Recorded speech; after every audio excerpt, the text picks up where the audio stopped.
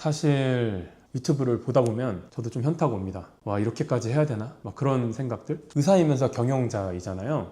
그래서 수익을 내야 되는 거는 필연적인 부분이긴 한데, 그래도 저는 그렇게 생각을 하거든요. 경영자이기 이전에 어쨌든 의료인이기 때문에 최소한 좀 말도 안 되는 거짓말을 하면 안 된다라고 생각을 해요. 그런데 거짓말들이 상당히 많은 곳이 바로 유튜브 세상입니다. 그래서 대표적으로 의사들이 하는 거짓말, 제가 분류를 해보니까 한 4가지 정도가 대표적인 것 같아요. 그래서 그걸 한번 정리를 해드리겠습니다. 제가 잘 알고 있는 분야인 모발이식과 탈모치로 한정된 내용임을 미리 말씀드립니다. 첫 번째, 의사인 내가 탈모를 극복한 방법, 이렇게 해서 대단한 한 가지 방법이 있는 것처럼 썸네일이 있고 들어가 보면 저도 탈모고 극복 이렇게 했습니다 라고 이야기를 하는데, 사실 이건 진짜 뭐 되게 민감한 얘기긴 한데, 제가 알고 있는 분들 중에서는 놀랍게도 인터넷 유튜브라든지 SNS상에서는 내가 탈모라고 주장을 하지만 실제로는 탈모가 아닌, 탈모약을 전혀 먹지 않고 모발이식 수술도 받은 적이 없는 그런 의사 선생님들도 있으십니다. 그런데 콘텐츠 안에서는 언제나 탈모 의사, 탈모를 치료하면서도 나도 탈모 환자인 그런 의사,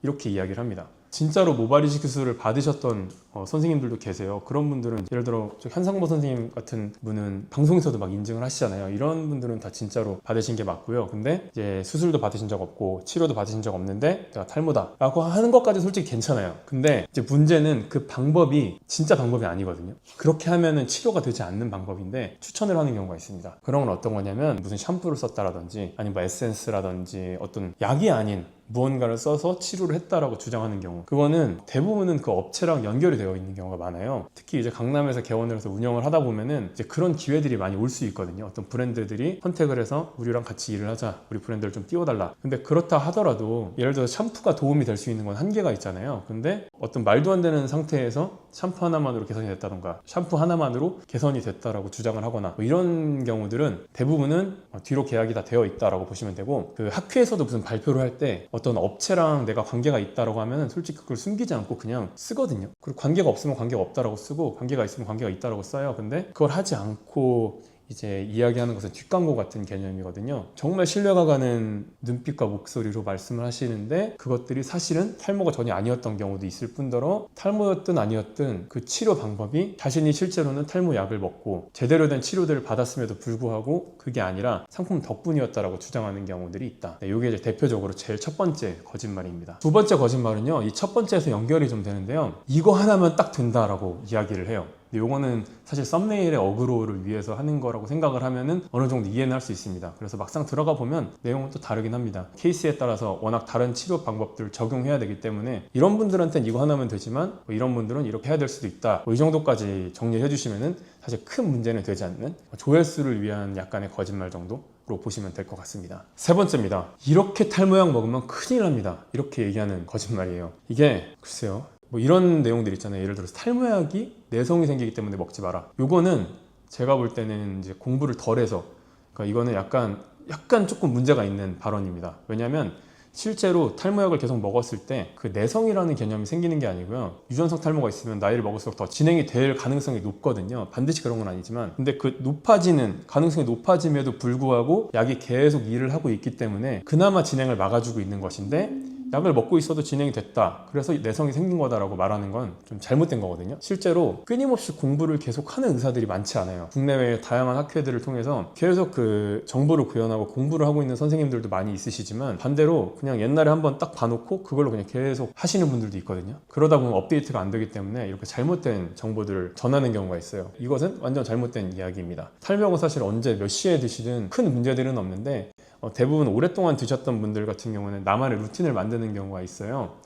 그래서 뭐 식사 전에 드시든 식사 후에 드시든 아침에 드시든 저녁에 드시든 그게 어떤 영향을 미치진 않지만, 뭐 중요한 것은 일정한 시간의 주기를 맞춰주는 것은 중요합니다. 그렇게 했을 때 가장 좋은 효과를 볼 수 있기 때문입니다. 네 번째 거짓말입니다.